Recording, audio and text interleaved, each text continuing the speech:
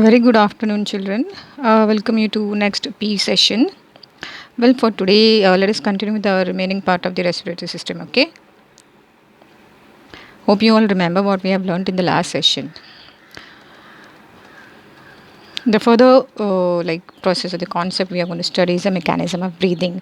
We have already seen this in a regular bio lecture in the respiratory system of human body.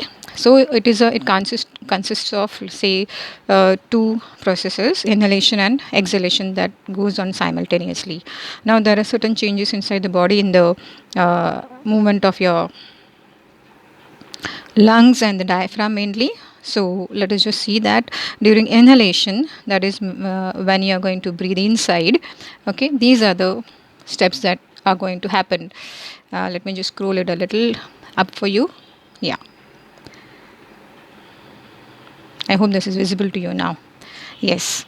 uh, the internal intercostal muscles get relaxed. Okay, they'll be coming in a relaxed position. The external intercostal muscles are going to contract. The rib cage moves upwards and outwards. Okay, because the air is getting filled up in your lungs, so it's going to move up. Diaphragm is going to contract and flattens up, coming to a normal position, you can say. And volume of the thorax cavity increase, obviously. Your lungs are full of air now, they are like balloons blown up.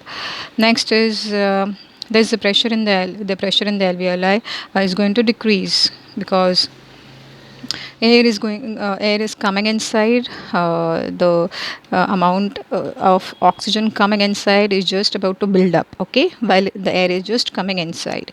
Once it is inside, then the pressure will build up for the oxygen to enter into your blood vessels, and then this is how the air is going to move into your lungs.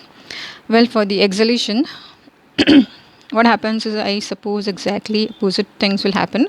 The intercostal muscles contract. Okay, uh, then external intercostal muscles are relaxed.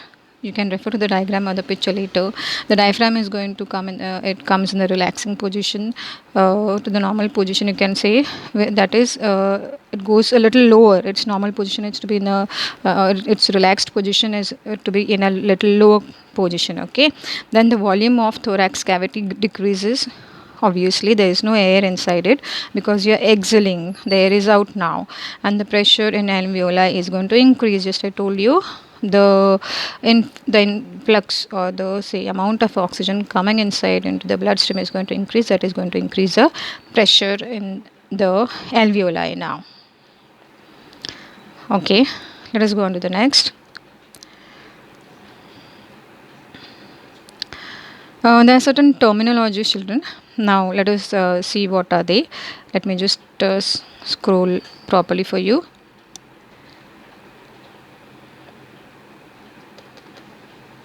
Okay. Uh, Oxygen debt, it means the shortage of oxygen faced by the body tissues as a result of the strenuous activity, like when you exercise a lot, when you jump a lot, during your dance activities and all, during your exercise, there's a little oxygen debt there. Okay, during training and competitions, so you all are aware about it. Lactic acid accumulates. Lactic acid is formed and accumulated in the muscle under conditions of high energy demand. So there is lack of oxygen. That is because of the lack of oxygen, lactic acid formation happens. We have seen this in, say, anaerobic respiration, which happens due to the absence of the oxygen. Fine, no? Second wind, there is something called as second wind, a person's ability to recover and breathe freely during exercise, especially after have been tired, and he is out of breath. So this is the second wind. Now he is able to regain his all this breathing pattern, normal breathing pattern, after doing some rigorous activities. The next is what? Vital capacity. It is the maximum amount of air a person can expel from the lungs after a maximum inhalation.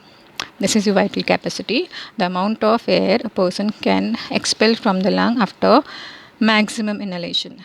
Maybe you can relate this to one of the yoga steps, I suppose, right now, where there's a strong inhalation and strong exhalation which goes on for the refreshment of your body. especially for the blood vessels. Now there is this slide which is showing you this difference between aerobic and anaerobic respiration. Obviously, aerobic respiration takes place in the presence of oxygen, anaerobic within the absence of oxygen. Then in aerobic respiration, complete oxidation of glucose takes place. In anaerobic, because of the lack of oxygen, the process is incomplete. Then end products here are CO2 and water for aerobic. End products here are ethyl alcohol or lactic acid and CO2.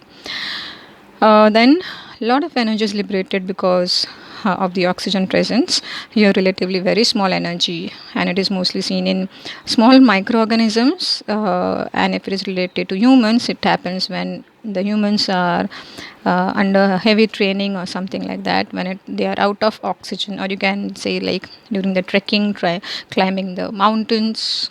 Yeah. Yes. Then aerobic respiration, it occurs in plants and animals. It occurs in many anaerobic bacteria and human muscle cells. I just told you what is it about, and here's a reaction for the same. Uh, you'll have to go through this, okay, to learn what the difference, the products, the what are the raw materials in aerobic and anaerobic respiration. I know, children. Then finally, what are the benefits of the exercise and exercise on respiratory system? Every system has got the benefits of exercise. So we are going, since the lesson is about respiratory system, let us study about a respiratory system. The benefits of exercise: it improves your lung capacity. Uh, it increases the blood flow of your lungs, allowing the lungs to deliver more oxygen into the blood. Then, during exercise, there is an increase in physical activity, and muscle cells respire more than they do when the body is at rest.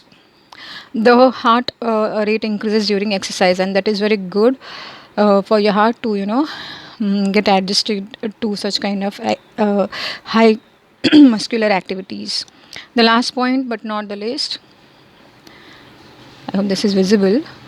Uh, Maybe the PPT will be posted in the group, and then you can see. I don't know why this is the brightness is less and there's a lack of visibility. Okay, yeah, now it has come. Okay, the last point is the rate and depth of breathing increases. This makes use sure that more oxygen is absorbed into the blood and more carbon dioxide is removed from it. See, so the more the oxygen in your body, the more it is going to have, you are going to experience freshness. So that is it, children. Actually, I hope you got the rest of the concepts that we have seen today. If there is any difficulty, you can just ask me later, okay?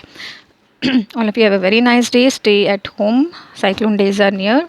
So keep yourself safe. Have a nice day ahead. Bye bye.